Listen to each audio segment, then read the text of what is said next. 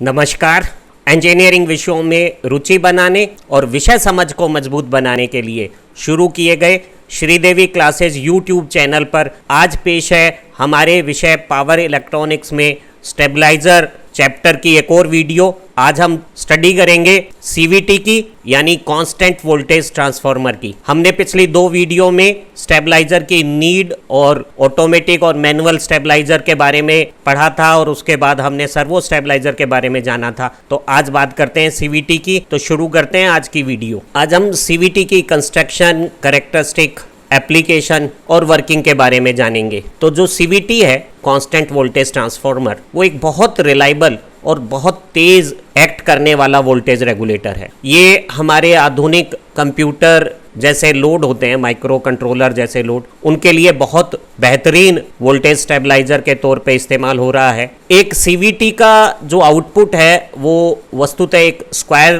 प्रकार की वेव होती है, भले इसे हम साइनोसॉइडल मेन सप्लाई का इनपुट दें, या वो सभी उपकरण जिन्हें डीसी आउटपुट रेक्टिफायर की मदद से चाहिए, उनके लिए स्क्वायर वेव का जो एसी इनपुट है वो ज़्यादा बेहतर रहेगा क्योंकि वो एवरेज वैल्यू ज़्यादा देगा, फिल्टर की रिक्वायरमेंट कम रखेगा क्योंकि रिपल्स कम होंगे। जो सीवीटी है उसमें कोई तरह के स्विचिंग ऑपरेशंस नहीं है, किसी तरह का सर्वो जैसा मूविंग पार्ट नहीं है, तो ये ऑलमोस्ट मेंटेनेंस फ्री है। अगर ठीक से डिज़ाइन किया हुआ सीवीटी हो तो वो बिना किसी रख रखाव के और बहुत फास्ट एक्टिंग है और बहुत रिलायबल वोल्टेज रेगुलेटर है। लेकिन इसमें कुछ डिसएडवांटेज हैं। एक बड़ा डिसएडवांटेज इसकी एफिशिएंसी का काफ़ी लो होना है। तो जहाँ ज़्यादा पावर की एप्लीकेशन है वहाँ इसका ज़्यादा इस्तेमाल नहीं किया जाता, और अगर लोड कम हो जाता है, अगर सीवीटी अंडर लोडेड कंडीशन पे रहती है तो इसका वोल्टेज रेगुलेशन पुअर हो जाता है। और इन्वर्टर टाइप लोड जो फ्रीक्वेंसी बदल सकते हैं, या हमारे जो लोकल जनरेटर्स होते हैं मेन लाइन के बजाय, और उनके साथ अगर अपन सीवीटी जैसा रेगुलेटर यूज करते हैं तो फ्रीक्वेंसी बदलने पर इसका वोल्टेज रेगुलेशन की प्रोफाइल है वो बदल सकती है। जरा समझते हैं कि सीवीटी किस तरह से काम करता है। सीवीटी फेरो रेजोनेंस के सिद्धांत पर काम करता है, जिसमें एक सैचुरेबल कोर ट्रांसफार्मर है, जिसमें वोल्टेज बदलने पर कोर में फ्लक्स डेंसिटी की कंडीशंस बदलती है, और इस फ्लक्स डेंसिटी की कंडीशंस बदलने से इस सर्किट का इस पैरेलल कैपेसिटर के साथ व्यवहार बदलता है और वो कांस्टेंट वोल्टेज मेंटेन करने में हमारी मदद करता है। ये जो सैचुरेबल कोर ट्रांसफार्मर है और ये कैपेसिटर है, ये नॉर्मल रेटेड वोल्टेज और फ्रीक्वेंसी पे एक रिजोनेंट सर्किट बनाते हैं, इसलिए हम कहते हैं कि सीवीटी फेरो रेजोनेंस प्रिंसिपल पर काम करता है। इसके सीरीज में एक लीनियर इंडक्टर लगा हुआ होता है। ये जो कैपेसिटर हमने यहाँ इस सैचुरेबल कोर ट्रांसफार्मर की प्राइमरी में लगाया हुआ है, वो इसकी सेकेंडरी में भी लगाया जा सकता है और बीच में कोई सेलेक्टेड टेपिंग्स के साथ भी लगाया जा सकता है, डिपेंडिंग अपॉन डिजाइन रिक्वायरमेंट। अब अगर इनपुट में वाइड वोल्टेज वेरिएशन हो 170 वोल्ट से लेके 260 वोल्ट तक, तो भी ये आउटपुट की वोल्टेज को प्री डिजाइंड 230 वोल्ट पे फिक्स रखता है। जो सैचुरेबल कोर ट्रांसफार्मर की जो वर्किंग है वो इस तरह से काम करती है कि अगर यहाँ इनपुट की वोल्टेज बढ़ती है तो कोर में सैचुरेशन फ्लक्स डेंसिटी बढ़ने से आ जाता है, और भले ही आप अप्लाइड वोल्टेज को बढ़ाते हैं लेकिन कोर में फ्लक्स का मान सैचुरेशन होने के कारण ज्यादा नहीं बदलता, और उससे जो इस कैपेसिटर वाला सेक्शन है इसके अक्रॉस ज्यादा वोल्टेज बिल्टअप नहीं रहती होती, और इनपुट की वोल्टेज ज्यादा होने पे भी आउटपुट की वोल्टेज कम रहती है। हमारे सीवीटी में एक और बहुत खूबसूरत खूबी है कि अगर सडन यहाँ लोड में शॉर्ट सर्किट्स हो जाएं या इनपुट में कोई वोल्टेज स्पाइक्स आ जाएं, तो ये जो सर्किट में जो सीरीज का ये इंडक्टर है वो वोल्टेज स्पाइक्स को भी रोकेगा और शॉर्ट सर्किट करंट को भी लिमिट में रखता है। जरा बात करते हैं कि ये जो सैचुरेबल कोर ट्रांसफार्मर है इसकी फंक्शनिंग अप्लाइड वोल्टेज के साथ किस प्रकार बदलती है और ये किस तरह से सीवीटी वोल्टेज को स्टेबल रखने में हमारी मदद करता है। ये बड़ा आश्चर्यजनक है कि यहाँ कोई भी टेपिंग्स नहीं है, कोई भी रिले नहीं है, कोई भी स्विचिंग नहीं है, किसी भी तरह का कोई मूवमेंट नहीं है। बस कोर में फ्लक्स डेंसिटीज की वैल्यूज बदलने से कोर की परमेबिलिटीज में जो चेंजेस आते हैं वो यहाँ वोल्टेज रेगुलेट करने का काम करते हैं। समझते हैं इस खूबसूरत से सिद्धांत को।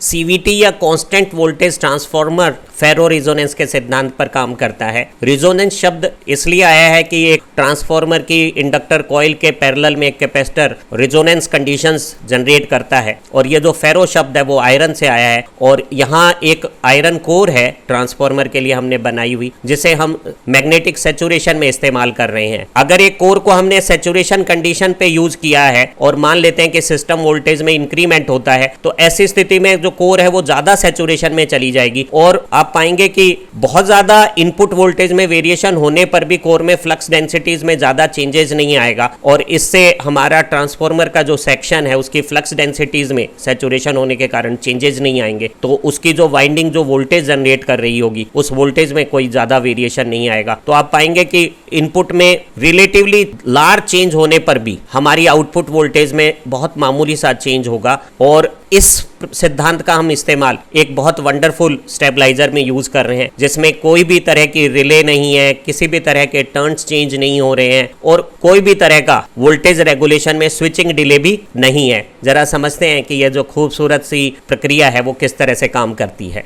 हमारे सीवीटी की सैचुरेबल कोर ट्रांसफॉर्मर का जो कोर का मैग्नेटाइजेशन कर्व है, जो मैग्नेटिक फ्लक्स डेंसिटी और अप्लाइड फील्ड इंटेंसिटी के बीच में इस गहरी काली रेखा के द्वारा प्रदर्शित है, उसमें जो हमारा नॉर्मल वोल्टेज का जो ऑपरेशन है उसका ऑपरेटिंग पॉइंट ये है। सामान्यतः हम किसी पावर उपकरण को हम यहाँ लीनियर पोर्शन के हाईएस्ट पॉइंट पे यहाँ यूज करना चाहते हैं, जहाँ सैचुरेशन या फ्लैटनेस आने लगती है कर्व में, और फील्ड इंटेंसिटी बढ़ाने पे भी फ्लक्स डेंसिटी का बढ़ना कम हो जाता है, उस हिस्से को हम सैचुरेबल पार्ट कहते हैं। तो आमतौर पे हम चुंबकीय पदार्थ को संतृप्त अवस्था में यूज नहीं करते, बल्कि लीनियर पोर्शन के इस अंतिम भाग की तरफ यहाँ यूज करते हैं। लेकिन हमारी सीवीटी में जो सैचुरेबल कोर ट्रांसफॉर्मर है उसकी फ्लक्स डेंसिटियां यहाँ सैचुरेशन के स्टार्ट में नी पॉइंट में थोड़ा ऊपर इस बिंदु 2 के स्थिति में होती है, और ऐसी स्थिति में कोर क्योंकि हल्के संतृप्त हो जाती है तो उसकी परमेबिलिटी भी थोड़ी कम हो जाती है। अब अगर मेरी ऑपरेटिंग वोल्टेज बढ़ती है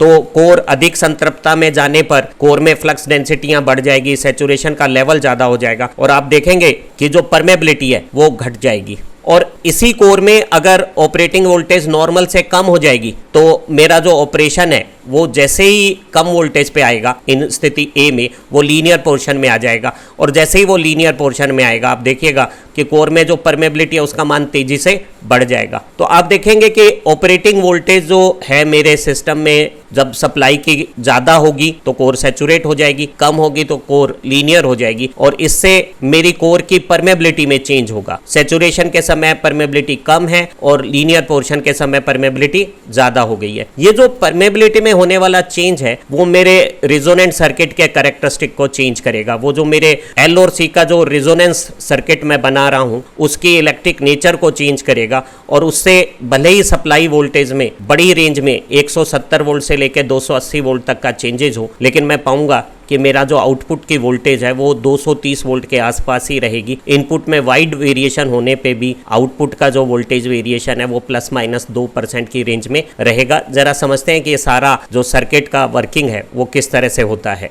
हल्की एसी सर्किट की करंट वोल्टेज रिलेशनशिप की समझ सीवीटी को समझने में मदद करेगी। हमें मालूम है कि एक अल्टरनेटिंग करंट सर्किट में रेजिस्टेंस में करंट और वोल्टेज सेम फेज में होती है, और अगर रेजिस्टेंस की ओमिक वैल्यू ज़्यादा होगी तो उसके अक्रॉस वोल्टेज भी ज़्यादा होगी। एक इंडक्टर में जो वोल्टेज है वो करंट के फेज से 90 डिग्री आगे होती है, और इंडक्टर का अगर ओमिक मान कम होगा तो इसके अक्रॉस वोल्टेज भी कम होगी। और अगर ये वोल्टेज बहुत कम है, मान लेते हैं 40 वोल्ट, और ये वोल्टेज बहुत ज़्यादा है, मान लेते हैं कि 230 वोल्ट, तो आप पाएंगे कि 40 वोल्ट और 230 वोल्ट एक दूसरे के साथ, ये 230 वोल्ट और ये 40 वोल्ट जब एक दूसरे के साथ 90 डिग्री का कलांतर लेकर रहेगी तो जो टोटल वोल्टेज है वो 230 वोल्ट और 231 वोल्ट जैसी ही कुछ होगी। जरा समझते हैं कि यहाँ 231 वोल्ट आने पे यहाँ 230 वोल्ट जो यहाँ आ रही है वो सीवीटी में किस तरह से एक्ट कर रही है। जैसे हमने कभी पहले बात की है और बाद में डिटेल कंस्ट्रक्शन डायग्राम भी देखेंगे, तो सीवीटी में एक लीनियर इंडक्टर है जो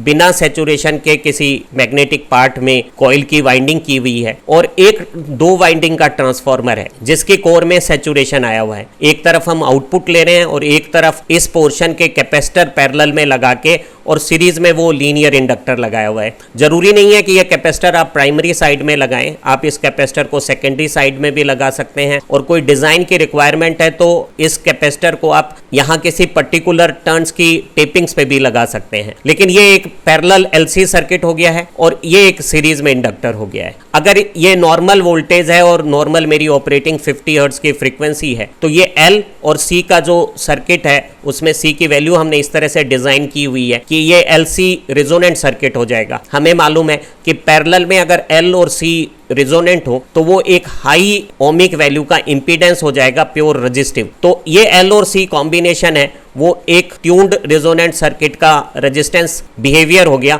और इसकी ओमिक वैल्यू बहुत अधिक है। तो आप पाएंगे कि इस टोटल वोल्टेज का मेजॉरिटी वोल्टेज ड्रॉप यही होगा, और यहाँ इस इंडक्टर में अगर थोड़ी बहुत वोल्टेज भी है तो वो क्योंकि क्वाड्रेचर में है, एक दूसरे के साथ रेजिस्टेंस की वोल्टेज और इंडक्टर की वोल्टेज एक सीरीज सर्किट में 90 डिग्री के फेज डिफरेंस पे है, तो आप देखेंगे कि यहाँ अगर नॉर्मल 230 वोल्ट है तो यहाँ की वोल्टेज भी जो इस पैरेलल कॉम्बिनेशन के अक्रॉस यहाँ आउटपुट में मुझे मिल रही है वो भी ऑलमोस्ट 230 वोल्ट होगी। एक सप्लाई वोल्टेज के साथ आप कह सकते हैं कि ये जो इंडक्टर है वो एक ऐसा करंट ले रहा है जो वोल्टेज से 90 डिग्री से कुछ कम एंगल पे, क्योंकि कुछ इसमें रेजिस्टिव लॉस पार्ट भी होगा, लैग कर रहा है, और ये जो पैरेलल कैपेसिटर है वो 90 डिग्री लीडिंग का करंट ले रहा है, और ये दोनों अगर रेजोनेंट हैं तो जो टोटल करंट आप देखिए यहाँ बहुत छोटा सा मैग्नीट्यूड हो जाएगा। इस एलसी सर्किट का वोल्टेज लगाने पे कम करंट लेना ये बता रहा है कि इसका इंपीडेंस है वो बहुत ज्यादा है, और ये एक हाई इंपीडेंस के करंट और वोल्टेज सेम फेज में प्योर रेजिस्टिव सर्किट जैसा बिहेव कर रहा है। और ये एलआर जो पोटेंशियल डिवाइडर है वो इस तरह का बिहेव कर रहा है कि जितनी वोल्टेज यहाँ इनपुट पे है लगभग उतनी ही यहाँ आउटपुट पे आ रही है। अब जरा समझते हैं कि वोल्टेज अगर ओवर या अंडर होगी तो सीवीटी किस तरह से वोल्टेज को कांस्टेंट रखने का खूबसूरत कमाल करता है। अगर इनपुट वोल्टेज नॉर्मल से ज़्यादा हो जाती है तो किस तरह से सीवीटी आउटपुट वोल्टेज को नॉर्मल 230 वोल्ट पे रखता है, उसे समझने से पहले ये मान लेते हैं कि ये जो कोर है वो ज़्यादा सैचुरेट होकर और अपनी परमेबिलिटी घटा देती है, जैसा कि हमने मैग्नेटाइजिंग कर्व में अभी थोड़ी देर में आपको समझाना है। तो जब ये सप्लाई वोल्टेज ज़्यादा होगी तो कोर में सैचुरेशन बढ़ जाएगा, और जब ये ज़्यादा सैचुरेट हो जाएगी तो कोर की परमेबिलिटी घट जाएगी। जो कोर में जो इंडक्टिव प्रॉपर्टी होती है, सेल्फ इंडक्टेंस होता है, वो परमेबिलिटी पे डिपेंड करता है। परमेबिलिटी कम होने पे इसका इंडक्टिव रिएक्टेंस कम हो जाएगा, और अगर इस सेक्शन का इंडक्टिव रिएक्टेंस कम हो जाएगा तो ये जो करंट है वो ज्यादा लेगी। तो रिजोनेंस के समय जब नॉर्मल वोल्टेज थी तो कैपेसिटर का ये क्वाड्रेचर करंट जो वोल्टेज से 90 डिग्री आगे था और इस कॉइल का जो लैगिंग करंट का जो क्वाड्रेचर कंपोनेंट था वो बराबर थे। लेकिन अब क्योंकि कोर सैचुरेट हो गई है, परमेबिलिटी घट गई है, सेल्फ इंडक्टेंस और इंडक्टिव रिएक्टेंस कम हो गया है, तो इंडक्टिव रिएक्टेंस का करंट ज़्यादा हो गया है। ध्यान रहे यहाँ जो करंट होता है वो V/X होता है, और अगर L या X सेल्फ इंडक्टेंस और इंडक्टिव रिएक्टेंस कम हो गए हैं तो इंडक्टिव करंट ज़्यादा हो जाएगा। और आप पाएंगे कि इन दोनों का रिजल्टेंट करंट, ये जो पैरेलल कॉम्बिनेशन है वो एक ऐसा करंट लेगा जो वोल्टेज से लैग कर रहा है, यानी ये एक RL सर्किट हो गया है जिसमें R पार्ट तो कम है और L पार्ट ज़्यादा है। तो आप पाएंगे कि ये लीनियर इंडक्टर और ये जो पैरेलल कॉम्बिनेशन जो एक R और L हो गया है वो एक L और L पोटेंशियल डिवाइडर हो गया है। और अगर एक बार ये मान लेते हैं कि ये सिर्फ L और L है और यहाँ पे वोल्टेज 260 वोल्ट है और इस L पे 30 वोल्ट है, तो आप पाएंगे कि इस दूसरे L पे वोल्टेज 230 आ जाएगी। तो आप पाएंगे कि ये वोल्टेज चाहे 240 हो, 250 हो या 260 हो, कोर का जो सैचुरेशन का लेवल है उसी के अनुरूप बदलेगा, उसी के अनुरूप ये परमेबिलिटी से इस सर्किट की नेचर बदलेगी और बड़ा खूबसूरत काम होगा। चाहे यहाँ वोल्टेज 240 हो, 250 हो, 260 हो, यहाँ वोल्टेज लगभग 230 रहेगी।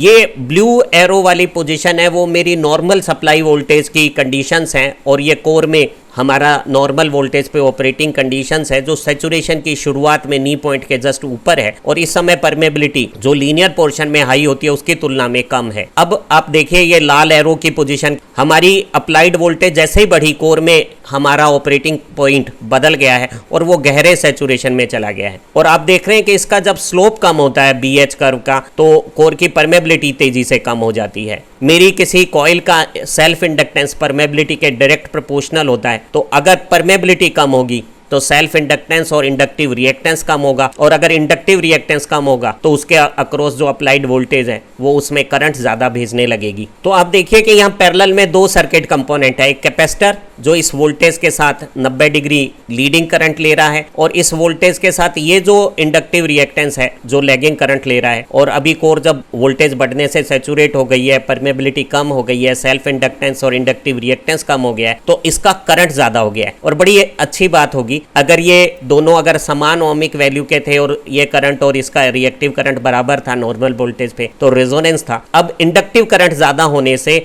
इस सर्किट की नेचर इंडक्टिव नेचर हो जाएगी, क्योंकि इसका जो टोटल करंट है वो अब इस वोल्टेज से लैग करने वाला हो गया है। तो आप कह सकते हैं कि ये एक ऐसा सर्किट हो गया जिसमें रजिस्टिव पार्ट तो कम है और इंडक्टिव रिएक्टिव पार्ट ज्यादा है। तो जैसे मैंने पहले कहा था कि ये जो मेरा सर्किट है इस लीनियर इंडक्टर के साथ, ये वो लीनियर इंडक्टर का सर्किट रिप्रेजेंटेशन हो गया, और ये मेरी आउटपुट की पोजीशंस हो गई जहां ये पैरेलल सर्किट एक आरएल सर्किट हो गया है। तो ये एक एलएल डिवाइडर हो गया है, और हाई इनपुट वोल्टेज होने पे भी यहाँ जो आउटपुट वोल्टेज हमारी आ रही है वो नॉर्मल वोल्टेज हो जाएगी। हम अभी सीखेंगे कि अगर सप्लाई वोल्टेज नॉर्मल वोल्टेज से कम हो जाएगी तो इस सैचुरेबल कोर में ऑपरेटिंग पॉइंट जो नॉर्मल नी पॉइंट पे था वो लीनियर पोर्शन में आ जाएगा, और लीनियर पोर्शन में आ जाएगा तो कोर की परमेबिलिटी बढ़ने से इस इंडक्टिव सेक्शन का सेल्फ इंडक्टेंस और इंडक्टिव रिएक्टेंस बढ़ जाएगा। तो इसके द्वारा लिए जाने वाला जो करंट है वो कम हो जाएगा। तो आप देखेंगे इस पैरेलल कॉम्बिनेशन की जो नॉर्मल वोल्टेज पे रेजोनेंट था और ओवर वोल्टेज पे एक इंडक्टिव नेचर पा लेता था, अब अंडर वोल्टेज पे ये कैपेसिटिव नेचर पा लेगा।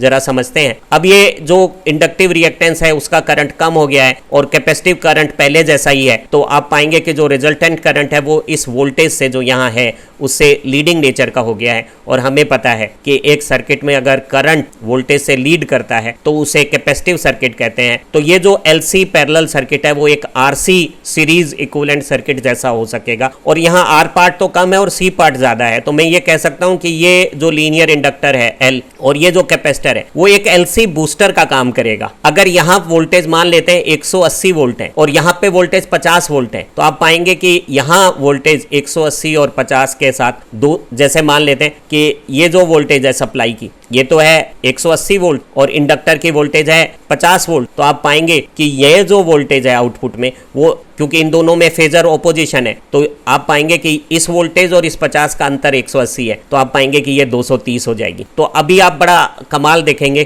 कि कोर में वोल्टेज बदलने के साथ फ्लक्स डेंसिटी की वैल्यू अकॉर्डिंगली बदलेगी, उससे इस सर्किट का नेचर बदलेगा, और ये जो पैरामीटर है वो भी आरसी नेचर का अपना मैग्नीट्यूड इस तरह से बदलेगा कि चाहे यहाँ वोल्टेज 180 हो तो भी आउटपुट 230 के आसपास होगा, और 220 वोल्ट है तब भी ये आउटपुट 230 वोल्ट के आसपास होगा। इस बात को थोड़ा और समझ लेते हैं। जो मेरी नॉर्मल ऑपरेटिंग वोल्टेज थी वहां कोर की जो ऑपरेटिंग पोजीशंस थी वो इस नीले तीर से दिख रही है, और इस समय कोर में परमेबिलिटी भी ठीक है। अगर मेरा सिस्टम ओवर वोल्टेज पे जाता है तो कोर में सैचुरेशन आने पे ये देखिए लाल तीर ओवर वोल्टेज की ऑपरेटिंग कंडीशन हो गई, और सैचुरेशन आने के कारण कोर की फ्लक्स डेंसिटीज बढ़ने पर परमेबिलिटी तेजी से घट गई है। परमेबिलिटी घटने से सेल्फ इंडक्टेंस और इंडक्टिव रिएक्टेंस घट गया, और इंडक्टिव सेक्शन ने करंट ज्यादा लिया, तो वो जो एलसी सर्किट था जो नॉर्मल वोल्टेज पे एक रेजोनेंट होकर आर जैसा बिहेव कर रहा था वो ओवर वोल्टेज पे एक आरएल टाइप सर्किट हो गया था। अब जरा इस हरे तीर पे देखिएगा, अगर मेरी ऑपरेटिंग वोल्टेज कम होती है तो कोर में फ्लक्स डेंसिटियां कम होने पे ये लीनियर पोर्शन में आ जाएगा,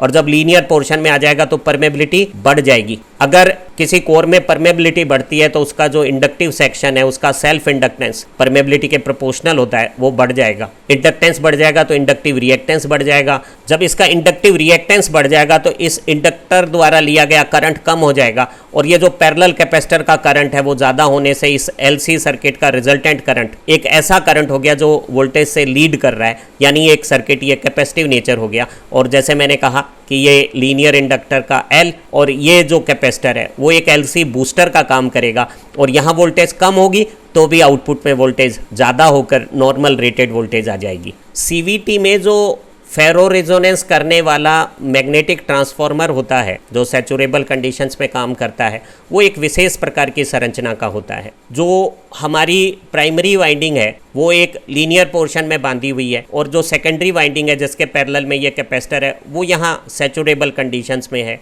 इधर सैचुरेशन आने पे भी इस पोर्शन में सैचुरेशन ना आए, इसलिए यहाँ बीच में यहाँ एयर गैप छोड़ा हुआ है। तो आप पाएंगे कि यहाँ पर कोर में लीकेज फ्लक्स कम ज़्यादा हो सकता है, लेकिन कभी भी सैचुरेशन नहीं आएगा, और ये पोर्शन हमेशा सैचुरेशन में रहेगा। और ये जो मेरी कॉइल है ये लीनियर इंडक्टर का भी काम कर सकती है, और एक ऐसी कंपनसेटिंग वाइंडिंग का भी काम कर सकती है कि अगर मेरे सर्किट में करंट बढ़ता है, लोड बढ़ता है और इंटरनल वोल्टेज रेगुलेशन से वोल्टेज ड्रॉप्स बढ़ती है, तो यहाँ पर ज़्यादा वोल्टेज कंपनसेट होकर और जो वोल्टेज रेगुलेशन की परेशानियां उससे मुझे बचा लेगी। इस कैपेसिटर के वैल्यू और इसका टर्न्स के साथ टेप्ड जो कनेक्शन है वो दोनों तरफ किया जा सकता है, प्राइमरी साइड में भी किया जा सकता है और सेकेंडरी साइड में भी किया जा सकता है, और ये नॉर्मल वोल्टेज पे रेजोनेंस बनाएगा। ये जो कैपेसिटर है ये जो करंट लेता है उस करंट से भी हमारे कोर के सेक्शन में सैचुरेशन आने की जो ज़रूरत है वो पूरी होती है। तो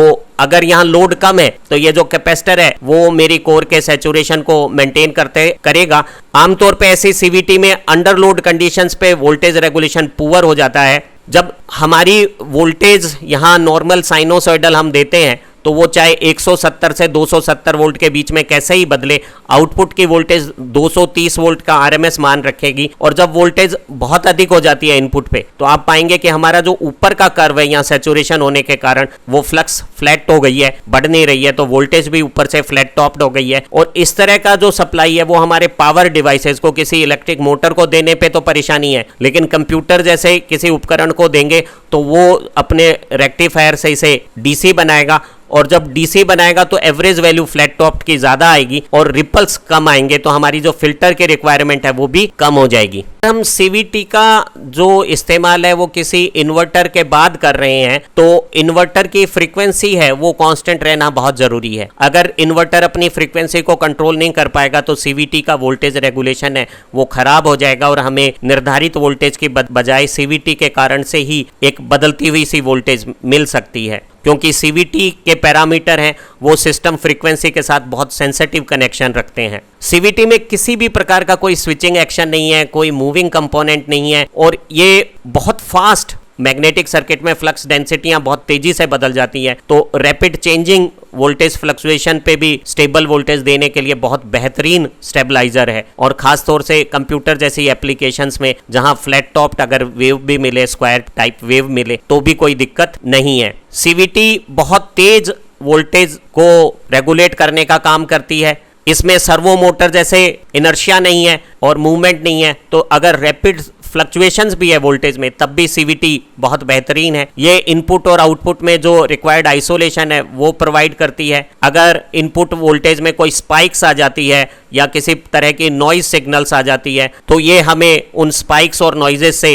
रेगुलेट कर सेफगार्ड करती है, प्रोटेक्शन प्रोवाइड करती है। इसमें ओवरलोड और शॉर्ट सर्किट के इंस्टेंटेनियस प्रोटेक्शंस हैं। इसमें क्योंकि ज़्यादा कंपोनेंट नहीं है इसलिए मेंटेनेंस रिक्वायरमेंट भी बहुत ही कम है। कभी कभी कैपेसिटर डिफेक्टिव हो जाता है या अपनी वैल्यूज़ बदल लेता है और वोल्टेज रेगुलेशन प्रॉपर नहीं कर पाता तो उसका रिप्लेसमेंट ज़रूर आवश्यक होता है। अदरवाइज ये बहुत कम मेंटेनेंस चाहने वाला उपकरण है और लोअर पावर रेटिंग्स में ये दुनिया का सबसे सस्ता वोल्टेज स्टेबलाइजर भी है। इनपुट की रेंज 260 से लेके 170 वोल्ट के बीच में, ये जो आउटपुट वोल्टेज है वो 230 वोल्ट प्लस माइनस 2% वेरिएशंस पर देगी। नो लोड पे वोल्टेज रेगुलेशन प्रॉपर नहीं रहेगा, लेकिन लोड कंडीशन पे सीवीटी बहुत बेहतरीन काम करेगी। तो लोग सजेस्ट करते हैं कि सीवीटी जब आप इस्तेमाल कर रहे हैं तो आप सीवीटी को लोडेड कंडीशंस पर रखें। जो सीवीटी बाजार में उपलब्ध हैं वो वीए रेटिंग्स में 50, 150, 250, 350, 500, 750, 1 केवीए और 2 केवीए साइज की उपलब्ध हैं। इससे बड़ी साइज में सीवीटी को डिज़ाइन करना ज़्यादा कम्बरसम हो जाता है तो लोग ज़्यादा पावर रेटिंग्स में सीवीटी के बजाय सर्वो स्टेबलाइजर यूज़ करना ज़्यादा पसंद करते हैं। सीवीटी के इस्तेमाल करने में कुछ सावधानियां बरतनी ज़रूरी है, क्योंकि सीवीटी का एक भाग मैग्नेटिक सैचुरेशन में काम करता है तो वो अपनी सराउंडिंग में मैग्नेटिक फ्लक्स लिंकेज, चुंबकीय फ्लक्स का क्षरण बहुत ज़्यादा करता है। तो अगर हमारा कोई कंप्यूटिंग सिस्टम कोई मैग्नेटिक स्टोरेज या मैग्नेटिक डिस्प्लेज यूज़ कर रहा है या कोई फ्लॉपी डिस्केट्स यूज़ कर रहा है या कोई मैग्नेटिक टेप स्टोरेज के लिए यूज़ कर रहा है तो उनमें इस लीकेज फ्लक्स के कारण नुकसान हो सकता है, डिस्टोर्शन आ सकते हैं। जब हम सीवीटी का इस्तेमाल करते हैं तो ये जरूरी है कि आप पहले सीवीटी को ऑन करें और उसके बाद पेरिफेरल कनेक्ट करें, ताकि जो स्विचिंग के डिस्टरबेंसेस होने वाले हैं उनका पेरिफेरल पर असर ना आवे, क्योंकि सीवीटी अपने इनिशियल जो स्विचिंग सर्जेज हैं उनको अब्जॉर्ब कर लेगी और थोड़ी देर बाद जब आप पेरिफेरल चलाएंगे तो उन्हें कोई नुकसान नहीं होगा। इसी तरह से जब आप ऑफ कर रहे हैं तो पहले पेरिफेरल ऑफ करें और उसके बाद सीवीटी को ऑफ करें, अन्यथा सीवीटी को पहले स्विच ऑफ कर देंगे तो जो स्विचिंग सर्जेज सीवीटी बनाएगी उससे किसी इक्विपमेंट को नुकसान हो सकता है। जब सीवीटी का इस्तेमाल नहीं हो रहा हो और उस पर लोड नहीं हो तो सीवीटी को बंद कर देना चाहिए। सीवीटी क्योंकि सैचुरेबल कोर के साथ काम करती है तो इसमें मैग्नेटिक लॉसेस ज़्यादा है, सप्लाई में डिस्टोर्शन बहुत ज़्यादा है और ये जो पावर क्वालिटी देती है वो नॉन साइनोसॉइडल तरह की देती है। तो ये पावर डिवाइसेस के लिए और ख़ास तौर से जो इंडक्टिव लोड है मोटर्स जैसे उनके लिए सूटेबल नहीं है, लेकिन कंप्यूटर जैसे उपकरण के लिए और छोटी पावर रेटिंग्स में ये सर्वो से ज़्यादा सस्ता स्टेबलाइजर है। उत्तरी राजस्थान के हनुमानगढ़ जिला मुख्यालय से शुरू किए गए इस YouTube चैनल श्रीदेवी क्लासेस का उद्देश्य विद्यार्थियों में साइंस और इंजीनियरिंग के लिए रुचि बनाना है। अनुभवी और दक्ष अध्यापकों ने इलेक्ट्रॉनिक्स का लगभग सारा सिलेबस तैयार कर देना है। इसमें स्टैंडर्ड पाठ्य सामग्री के साथ वैज्ञानिक तरीकों से प्रयोग किया गया है। चैनल से समझ तो सुधरेगी ही, आपका समय भी बचेगा। परीक्षा से पूर्व अच्छे अंक लाने और तेज रिवीजन करने के लिए भी वीडियो का कार्य अच्छा है। हिंदी भाषा में सर्वश्रेष्ठ ई लर्निंग मटेरियल आपके सामने पेश है। ज्ञान बांटने से बढ़ता है, इसे अपने साथियों के साथ शेयर करें। आप अच्छा पढ़ें, कामयाब बने। Happy learning.